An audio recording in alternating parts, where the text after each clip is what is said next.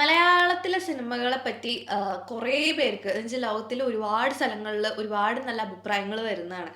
ഇനി മലയാളത്തിലെ സിനിമകളെ പറ്റി ഒരഭിപ്രായം വരുമ്പോൾ അതിൽ മെയിനായിട്ട് പറയാൻ പോകുന്ന സിനിമകളിൽ ഒരെണ്ണമായിരിക്കും ബ്രഹ്മയുഗം എന്ന് എനിക്ക് ഉറപ്പാണ്.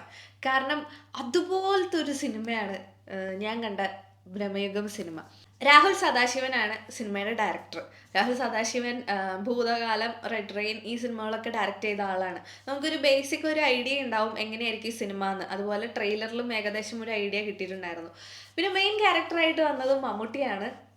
പിന്നെ അർജുൻ അശോകൻ, സിദ്ധാർത്ഥ് ഭരതൻ, അങ്ങനെ ആകെ ഒരു 3, 4, 5 പേര് മാക്സിമം ആ സിനിമയിലുണ്ടാവും. 5 പേരുണ്ടാവും. സിനിമയുടെ മെയിൻ ക്യാരക്ടേഴ്സ് അതാണ്. പ്ലോട്ട് എന്താന്ന് വെച്ച് കഴിഞ്ഞാൽ ഒരാൾ ഒരു പാണനാണ്, എന്നുവെച്ചാൽ ലോ കാസ്റ്റിലുള്ള ഒരാളാണ്. അയാൾ ഒരു പ്രശ്നത്തിൽ നിന്ന് രക്ഷപ്പെടാൻ വേണ്ടി കാട്ടിക്കൂടെ നടന്ന് പുഴ കടക്കാൻ പറ്റാതെ അയാൾ ഒരു ഇല്ലത്തേക്ക് വഴിതെറ്റി ചെല്ലുകയാണ്. അപ്പം അവിടെയുള്ള അവിടുത്തെ മെയിൻ ഇല്ലത്തെ തമ്പ്രാൻ അയാളെ നല്ല ഹാപ്പി ആയിട്ട് വെൽക്കം ചെയ്യാണ്.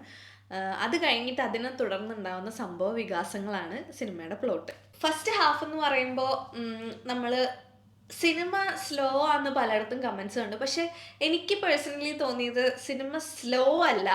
സ്ലോ ആണോ എന്ന് ചോദിച്ചാൽ സിനിമ നമ്മൾ ക്യൂരിയോസിറ്റി ഉണ്ടാക്കുന്നതുകൊണ്ട് സിനിമ സ്ലോ ആയിട്ട് ഒട്ടും തോന്നിയില്ല എന്നുള്ളതാണ് എനിക്ക് പേഴ്സണലി തോന്നിയ ഒരു അഭിപ്രായം. അപ്പോൾ ഫസ്റ്റ് ഹാഫിൽ ബേസിക്കലി അർജുൻ അശോകൻ്റെ ക്യാരക്ടർ മമ്മൂട്ടിയുടെ അടുത്തേക്ക് വരുന്നതും പിന്നെ അവിടെ കുറച്ച് സിദ്ധാർത്ഥ് ഭരതൻ അതിൻ്റെ ഇടയ്ക്ക് കാണുന്നതും പിന്നെ അവിടെ ഉണ്ടാകുന്ന കുറച്ച് എന്താ പറയുക ഭയങ്കര അൺറിയലിസ്റ്റിക് ആയിട്ടുള്ള കുറേ കാര്യങ്ങൾ ഉണ്ടാവുന്നതും അതിൽ നിന്ന് പിന്നെ അർജുൻ അശോകൻ അവിടെ നിന്ന് രക്ഷപ്പെടാനുള്ള വഴികൾ ചിന്തിക്കാൻ തുടങ്ങുന്നതിലുമാണ് ഫസ്റ്റ് ഹാഫ് വരുന്നത്. സെക്കൻഡ് ഹാഫിൽ എന്ന് പറഞ്ഞു കഴിഞ്ഞാൽ ഫുൾ ഒരു സർവൈവൽ മോഡാണ്. എന്താണ് പ്രശ്നം എന്നുള്ളത് റിയൽ ആയിട്ട് പറയണം. അതായത് അവിടെ ഉള്ള പ്രോബ്ലം എന്താന്നുള്ളത് നമുക്ക് മനസ്സിലാവുന്നത് ഈ സെക്കൻഡ് ഹാഫ് എത്തുമ്പോഴാണ്. ശരിക്കും അർജുൻ അശോകനാണ് സിനിമയുടെ പ്രോട്ടഗോണിസ്റ്റ്. അതായത് അർജുൻ അശോകൻ ഒരു കാര്യം മനസ്സിലാവുമ്പോഴാണ് നമുക്ക് മനസ്സിലാവുന്നത്. അപ്പോൾ അർജുൻ അശോകന് സെക്കൻഡ് ഹാഫിലാണ് എന്താണ് അവിടെ ശരിക്കും പ്രശ്നം എന്ന് മനസ്സിലാവുന്നത്. അതിനെ തുടർന്ന് അവർ പിന്നെ എങ്ങനെയാണ് സിദ്ധാർത്ഥ് ഭരതനും അർജുൻ അശോകനും അവിടെ നിന്ന് എസ്കേപ്പ് ആവുന്നതെന്നുള്ളതാണ് ഇതിൻ്റെ സെക്കൻഡ് ഹാഫ്. സെക്കൻഡ് ഹാഫ് എന്ന് പറഞ്ഞു കഴിഞ്ഞാൽ ഭയങ്കര ത്രില്ലിംഗ് ആയിരുന്നു. ലാസ്റ്റൊക്കെ ആയപ്പോഴത്തേനും ഒന്നും പറയാനില്ല. ഇത് എവിടെ ചെന്ന് അവസാനിക്കുന്നു തോന്നിപ്പോയി. അതുപോലത്തെ ഒരു എന്താ പറയുക, നമ്മളിങ്ങനെ സീറ്റഡ് ത്രില്ലിംഗ് എന്നൊക്കെ പറയില്ലേ, ഏകദേശം ആ ഒരു ലെവലിലേക്ക് സിനിമേനെ കൊണ്ടുവരാൻ പറ്റി. ഈ സെക്കൻഡ് ഹാഫ് എന്തായാലും അങ്ങനെ ഒരു സർവൈവൽ എസ്കേപ്പിംഗ് ത്രില്ലിംഗ് ആയിട്ടുള്ള ഒരു പാറ്റേണിലാണ് സെക്കൻഡ് ഹാഫ് പോയത്. ഇനി ഇത് സിനിമ ഡയറക്റ്റ് ചെയ്തത് നേരത്തെ പറഞ്ഞ പോലെ രാഹുൽ സദാശിവനാണ്. എസ്പെഷ്യലി ഇതിൻ്റെ ആർട്ട് ടീമും അതുപോലെ മേക്കപ്പും എടുത്തു പറയേണ്ട കാര്യങ്ങളാണ്. മെയിൻ കാര്യം എന്താണെന്ന് വെച്ച് കഴിഞ്ഞാൽ ഈ സിനിമ ബ്ലാക്ക് ആൻഡ് വൈറ്റ് ആണ്. ഫുൾ ഒരു സിനിമ ഞാൻ അവസാനം എത്തുമ്പോൾ ഇനി സന്തോഷ പുലരി പിറന്നുകൊണ്ട് ഇനി അവിടെ മൊത്തം വെളിച്ചം വരുന്നൊക്കെ വിചാരിച്ച് ഞാൻ അവസാനം അങ്ങനെയായിരിക്കും എന്ന് ഞാനൊന്ന് ഇൻ്റർപ്രിറ്റ് ചെയ്തു. പക്ഷെ അങ്ങനെ വന്നില്ല. Full start to end black and white ആണ്. അപ്പോൾ ഈ ബ്ലാക്ക് ആൻഡ് വൈറ്റ് ആയിട്ട് നിൽക്കുന്ന സ്ഥലത്ത് ഇതുപോലെ ഡീറ്റെയിലിംഗ് ആയിട്ട് നമുക്ക് ഓരോ, അതായത് അവിടെ മനയുടെ ആണെങ്കിലും അല്ലെങ്കിൽ ചുറ്റുമുള്ള നേച്ചറിൻ്റെ ആണെങ്കിലും ഓരോ ഡീറ്റെയിലിംഗ് നമുക്ക് കറക്റ്റ് മനസ്സിലാവുന്ന രീതിയിൽ ഒരു തരത്തിലുള്ള എന്താ പറയുക ബ്ലാക്ക് ആൻഡ് വൈറ്റിൻ്റെ ഒരു ഒന്നും നമുക്ക് ഒന്നും തോന്നില്ല ശരിക്കും പറഞ്ഞാൽ. അപ്പം അങ്ങനെ ഒരു ശരിക്കും നമുക്ക് കളറിൽ കാണുന്ന പോലെ തന്നെ വ്യക്തതയിൽ എല്ലാ കാര്യങ്ങളും കാണാൻ പറ്റിയെന്നുള്ളതാണ്. അപ്പോൾ ആർട്ട് ടീം അടിപൊളിയായിട്ടാണ് ചെയ്തേക്കുന്നത്. പിന്നെ മേക്കപ്പ്, അതിൽ മേക്കപ്പ് ചെയ്തേക്കുന്ന ആളെന്ന് പറഞ്ഞാൽ ഞാൻ മേക്കപ്പ് ലാസ്റ്റ് സിനിമ കഴിഞ്ഞപ്പോൾ ഇങ്ങനെ ക്രെഡിറ്റ്സ് പോകുമ്പോൾ മേക്കപ്പ് 3-4 പേരുടെ പേരെന്തോ ഞാൻ കണ്ടു. അവർ ചെയ്ത മേക്കപ്പ് എന്ന് പറഞ്ഞാൽ നമ്മളൊരു സിനിമ ബ്ലാക്ക് ആൻഡ് വൈറ്റിൽ കാണുമ്പോൾ തോന്നണ ഒരു എന്താ പറയുക ഓരോ ഡീറ്റെയിലിങ്ങും അതിൽ ഫീമെയിൽ ക്യാരക്ടറിനാണെങ്കിലും അവരുടെ ഓർണമെൻറ്റ്സിനാണെങ്കിലും അവരുടെ മേക്കപ്പ് ആണെങ്കിലും മമ്മൂട്ടിയുടെ മേക്കപ്പ് ആണെങ്കിലും സിദ്ധാർത്ഥ് ഭരതൻ, അർജുൻ അശോകൻ ഇവരുടെയൊക്കെ മേക്കപ്പ് എന്ന് വെച്ചാൽ വിയർപ്പിൻ്റെയൊക്കെ തുള്ളികൾ ഇങ്ങനെ വരണത് നമുക്ക് ബ്ലാക്ക് ആൻഡ് വൈറ്റിലാണെങ്കിലും അത് ഇത്രയും നമുക്ക് ക്രിസ്പ് ആൻഡ് ക്ലിയർ ആയിട്ടൊരു സാധനം കാണാൻ പറ്റുക എന്ന് പറഞ്ഞു കഴിഞ്ഞാൽ അവർ അത്രമാത്രം എഫേർട്ട് ഇട്ടിട്ടുണ്ടാവുമെന്ന് എനിക്ക് ഉറപ്പാണ്. അപ്പോൾ മേക്കപ്പ് ടീമിന് വലിയൊരു ആർട്ട് ആൻഡ് മേക്കപ്പ് ടീം ഭയങ്കര രസമായിട്ടാണ് ആ സിനിമയിൽ ചെയ്തേക്കണത്. ഡയറക്ഷനെ പറ്റി പറയാനാണെങ്കിൽ നമ്മൾ ശരിക്കും പറഞ്ഞാൽ ഞാൻ ഹൊറർ കാണാൻ പേടിയുള്ള ഹൊറർ സിനിമകള് തിയേറ്ററിൽ ഞാൻ പോയി കണ്ടിട്ടില്ല. എനിക്ക് ഹൊറർ കാണാൻ ഭയങ്കര പേടിയാണ്. അപ്പോൾ ഈ സിനിമ ഹൊററാന്നുള്ള എക്സ്പെക്ടേഷനിൽ പോയി കാണരുതെന്ന് ഒരു പ്രസ് മീറ്റിൽ മമ്മൂട്ടി തന്നെയാണ് പറഞ്ഞത്. അപ്പോൾ ഓക്കെ ഫൈൻ, എന്തായാലും ഇത്രയും വലിയൊരു അടിപൊളി ബ്രഹ്മാണ്ഡ പടം ഇറങ്ങുകയാണ്. അതുകൊണ്ട് ഹൊററാണെങ്കിലും തിയേറ്ററിൽ പോയി കണ്ണും ചെവി അടച്ചിരിക്കുക എന്നുള്ള മൈൻഡിലാണ് ഞാൻ പോയത്. പക്ഷേ അതിൽ ഹൊററാണെങ്കിലും ഇത്രയും ത്രില്ലിംഗ് ആയിട്ടുള്ള ഹൊററിൽ ഒരു സിനിമ ഡയറക്റ്റ് ചെയ്തുകൊണ്ട് പോയ ഡയറക്ടറിന്റെ കാര്യം ഒന്നും പറയാനില്ല. പുള്ളിയുടെ ഭൂതകാലം ഇതുപോലത്തെ ഒരു എന്താ പറയാ ഭയങ്കര അടുത്തെന്താന്നുള്ള ഒരു ഇതായിരുന്നു. അതിന്റെ ഇരട്ടിയുടെ ഇരട്ടി ക്യൂരിയോസിറ്റി ആയിരുന്നു ബ്രഹ്മയുഗത്തില്. അപ്പോൾ ഡയറക്ഷനെ പറ്റി ഒന്നും പറയാനില്ല, അടിപൊളി ഡയറക്ഷൻ ആയിരുന്നു. എന്ന് വെച്ചാൽ ആ ടീമേ ഫുള്ള് പൊളിയായിരുന്നു. സിനിമ സൂപ്പറായിരുന്നു എന്തായാലും.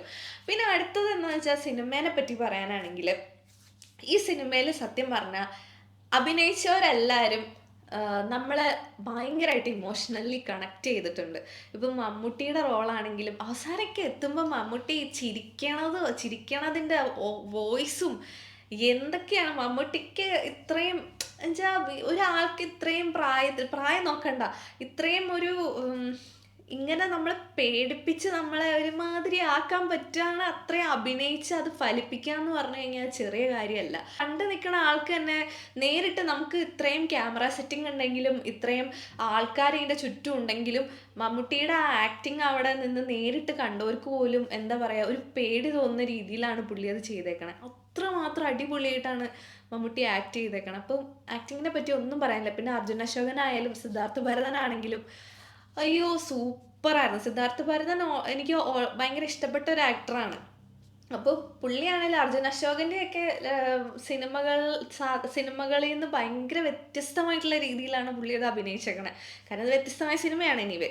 പക്ഷെ അത് അഭിനയിച്ച് ഫലിപ്പിക്കുക എന്നുള്ളത് വെച്ചാൽ നമ്മളത് കാണുമ്പോൾ അവർക്ക് ഉണ്ടാവുന്ന ഒരു ഇമോഷൻ നമുക്ക് ഉണ്ടാക്കാൻ പാകത്തിന് 3 ക്യാരക്ടേഴ്സിനെ കൊണ്ട് ഒരു സിനിമ എടുക്കുക എന്ന് പറഞ്ഞു കഴിഞ്ഞാൽ അത് ചെറിയൊരു കാര്യമൊന്നുമല്ല, അത് ഭയങ്കര വലിയൊരു കാര്യമാണ്. എന്നുവെച്ചാൽ എക്സ്പെരിമെൻ്റൽ ആയിട്ടുള്ളൊരു സിനിമ ആയിരിക്കാം ചിലപ്പോൾ ഇത്. പക്ഷെ എക്സ്പെരിമെൻ്റൽ ആയിട്ടുള്ള സിനിമയാണെങ്കിലും ഇതിൻ്റെ അവസാനം ഇതിൻ്റെ റിസൾട്ട് ഫുള്ള് പോസിറ്റീവാണ്. അതായത് ഇവർക്ക് എന്താണോ ഇവർ വിചാരിച്ചത് അതിൻ്റെ ഇരട്ടിയുടെ ഇരട്ടി പോസിറ്റീവായിട്ടുള്ള രീതിയിലാണ് ഈ സിനിമയുടെ ഔട്ട്കം എന്തായാലും വന്നിട്ടുള്ളത്. പിന്നെ കുറേ ഇന്നർ മീനിങ്ങുകളുണ്ട്. അത് എത്ര പേർക്ക് മനസ്സിലായെന്ന് എനിക്കറിയില്ല, അത് മനസ്സിലാവാത്തവർക്ക് വേണ്ടിയാണ്. അപ്പം ലോ ക്ലാസ്സിലുള്ള ആളുകളെ എങ്ങനെയാണ് ഹൈ ക്ലാസ്സിലുള്ള ആളുകൾ ട്രീറ്റ് ചെയ്യണേന്നും മാത്രമല്ല അധികാരമുള്ള ആളുകൾക്ക് ഒരാളുടെ സ്വാതന്ത്ര്യത്തിനെ വരെ ഒരു മനുഷ്യൻ്റെ ലോകത്തിൽ ജീവിക്കുമ്പോൾ ഏറ്റവും വേണ്ടത് എന്താ? സ്വാതന്ത്ര്യം. ആ സ്വാതന്ത്ര്യത്തിനെ വരെ അധികാരമുള്ള ഒരാൾക്ക് പിടിച്ചു വെക്കാൻ പറ്റുന്നുള്ളൊരു മീനിങ് കൂടി പുറത്തേക്ക് പോകുന്നുണ്ട്. എന്നുവെച്ചാൽ നമ്മളിപ്പോൾ പ്രസന്റ് സൊസൈറ്റിയിൽ എങ്ങനെയാണ് ഈ രീതിയിലുള്ള അടിച്ചമർത്തലുകൾ വന്നതെന്നുള്ള ഒരു രീതിയിലാണ് കഥ എൻ്റെ ചെയ്യണേ. ശരിക്കും പറഞ്ഞാൽ നമ്മൾ ഈ ഇന്നർ മീനിങ്ങുകൾ കണ്ടുപിടിക്കുമ്പോൾ ചിലപ്പോൾ ഡയറക്ടർ പോലും അറിയാത്ത കാര്യങ്ങളായിരിക്കും നമ്മൾ വിളിച്ച് പറയണേ. എൻ്റെ ഒരു നിഗമനത്തിൽ ഇതാണ് ഇന്നർ മീനിങ് എന്നാണ് എനിക്ക് മനസ്സിലായത്. ഇനി ഇതിൻ്റെ ഡയറക്ടർ ഇത് ആലോചിച്ചിട്ടാണോ എഴുതിയത്, പുള്ളിക്ക് എന്ന് വെച്ചാൽ ഞാൻ പറയുമ്പോഴാണോ പുള്ളി ഇതിനെപ്പറ്റി ചിന്തിക്കാൻ പോകണം, ഇങ്ങനെ ഒരു സാധനം ഉണ്ടോ ഇല്ലയോ എന്നുള്ളത് നമുക്കറിയില്ല. എന്തായാലും എനിക്ക് ഇങ്ങനെ ഒരു ഇന്നർ മീനിങ് കിട്ടി. അത് എത്ര പേർക്ക് കിട്ടിയെന്ന് എനിക്കറിയില്ല. അങ്ങനെ ഒരു ഇന്നർ മീനിങ് ഉണ്ട്. പിന്നെ വേറൊരു സാധനം കൂടി ഉണ്ട്, അത് പക്ഷേ സ്പോയിലറായി പോവും, അതുകൊണ്ട് ഞാൻ പറയുന്നില്ല. വാച്ചാണോ എന്ന് ചോദിച്ചു കഴിഞ്ഞാൽ മസ്റ്റ് വാച്ചാണ്. തിയേറ്ററിൽ പോയി കണ്ടു കഴിഞ്ഞാൽ ഒന്നാമത് മോണോക്രോമാണ്. അപ്പോൾ നമ്മൾ ഇത് ഫോണിൽ കണ്ടു കഴിഞ്ഞാൽ എത്രമാത്രം നമുക്കിത് എഫക്റ്റീവ് ആവുമെന്ന് അറിയില്ല. കാരണം നമ്മൾ ഫോണിൽ നോക്കുമ്പോൾ നമ്മുടെ ചുറ്റും മൊത്തം കളറാണ്. അപ്പോൾ നമുക്കൊന്നും തോന്നില്ല. അല്ലെങ്കിൽ നമ്മൾ ഇരുട്ടത്തൊക്കെ ഒന്നുമില്ലാത്തൊരു സ്പേസിലിരുന്ന് കാണണം, ഒന്നുമില്ലാത്തൊരു സ്ഥലത്തിരുന്ന് കാണണം. അപ്പോൾ ചിലപ്പോൾ ഇത് വർക്കൗട്ടായിന്ന് വരും ഫോണിലാണ് കാണണമെങ്കിൽ. പക്ഷെ തിയേറ്ററിൽ എന്ന് പറയുമ്പോൾ ഫുള്ള് ഇരുട്ടാണ് ഓൾറെഡി. അതിൻ്റെ കൂടെ മോണോക്രോം സിനിമ കൂടി എന്ന് പറയുമ്പോൾ അതിൻ്റെ ആ ഒരു എഫക്റ്റ് നമുക്ക് കറക്റ്റായിട്ട് കിട്ടും. മാത്രമല്ല ഇതിൻ്റെ വോയിസ് ആണെങ്കിലും ഇതിൻ്റെ ബാക്ക്ഗ്രൗണ്ട് മ്യൂസിക് ഒക്കെ ആണെങ്കിലും നമ്മൾ തിയേറ്ററിൽ ഇരുന്ന് കാണുമ്പോൾ ഉള്ള ഒരു സെറ്റപ്പ് ഉണ്ട്. ആ സെറ്റപ്പ് നമ്മൾ തിയേറ്ററിൽ ഇരുന്ന് കണ്ടാലേ നമുക്ക് കിട്ടുള്ളൂ. അതുകൊണ്ട് ഇതൊരു തിയേറ്റർ വാച്ച് തന്നെയാണ്. ഇത് ഫോണിൽ വരുമ്പോൾ കാണാമെന്നുള്ള രീതിയിൽ ആണെങ്കിൽ ഇത് എത്രമാത്രം എഫക്റ്റീവ് ആവുമെന്ന് എനിക്കറിയില്ല. പറഞ്ഞു വന്നപ്പോഴാണ് ബാക്ക്ഗ്രൗണ്ട് മ്യൂസിക്കിനെ പറ്റി ഓർത്തത്. ബാക്ക്ഗ്രൗണ്ട് മ്യൂസിക് എന്നൊക്കെ പറഞ്ഞു കഴിഞ്ഞാൽ നമുക്ക് എന്താ പറയുക, നമ്മുടെ നെഞ്ചിങ്ങനെ ഇടിക്കുന്ന ഒരു താളത്തിനനുസരിച്ച് പോകുന്ന ബാക്ക്ഗ്രൗണ്ട് മ്യൂസിക് പോലെ എനിക്ക് ചില സ്ഥലത്ത് തോന്നി.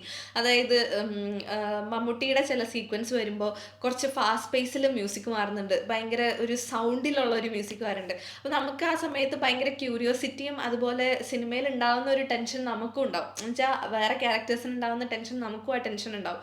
അപ്പോൾ ആ ടെൻഷൻ അനുസരിച്ച് പോകുന്ന ഒരു ബാക്ക്ഗ്രൗണ്ട് മ്യൂസിക് ആയിരുന്നു അത്. ബാക്ക്ഗ്രൗണ്ട് മ്യൂസിക് ചെയ്തത് ക്രിസ്റ്റോ സേവിയർ ആണ്. അയാളും അത് ഭയങ്കര ബ്യൂട്ടിഫുൾ ആയിട്ടാണ് ചെയ്തേക്കണേ. അതായത് നമ്മൾ ഇത്രയും ഈ അടുത്ത് കണ്ട മലയാളം സിനിമകളിൽ ഈ അടുത്തുനിന്നല്ല ഇങ്ങനത്തെ ഒരു സിനിമ കണ്ടിട്ടില്ല എന്നുള്ളതാണ്. ഇങ്ങനത്തെ ഇത്രയും ഇങ്ങനെ 3, 4 ക്യാരക്ടേഴ്സിനെയൊക്കെ വെച്ചൊരു സിനിമ ഇങ്ങനെ ഇത്രയും ഭംഗിയായിട്ട് അതും 2.5 മണിക്കൂർ സിനിമയാണ്. 2.5 മണിക്കൂർ സിനിമയാണ്. അപ്പം അത്രയും നേരം നമ്മളിത് കണ്ണെടുക്കാണ്ട് അത് കാണണമെന്നുണ്ടെങ്കിൽ അത് വലിയൊരു എഫർട്ടാണ്. മലയാളത്തിൽ തന്നെ എന്താ പറയുക വന്ന വലിയ രീതിയിലൊരു എഫേർട്ടാണ്. എനിക്ക് ഭയങ്കര ഇഷ്ടപ്പെട്ടൊരു സിനിമയാണ്. വേണമെങ്കിൽ ഞാൻ ചിലപ്പോൾ ഒന്നുകൂടി തിയേറ്ററിൽ പോയി കാണാൻ വരെ ഇരിക്കുന്നൊരു സിനിമയാണ് ബ്രഹ്മയുഗം. ഏതായാലും അടിപൊളി സിനിമയായിരുന്നു. എല്ലാവരും തിയേറ്ററിൽ പോയി കാണാൻ പറ്റുന്നവരൊക്കെ പോയി കണ്ടാൽ നിങ്ങൾക്ക് വളരെ നല്ലൊരു എക്സ്പീരിയൻസ് ആയിരിക്കും ഉണ്ടാകാൻ പോകുന്നത്. സോ അതാണ് എനിക്ക് ബ്രഹ്മയുഗത്തിനെ പറ്റി പറയാനുള്ളത്. Thanks for watching Helen reacts. Thank you.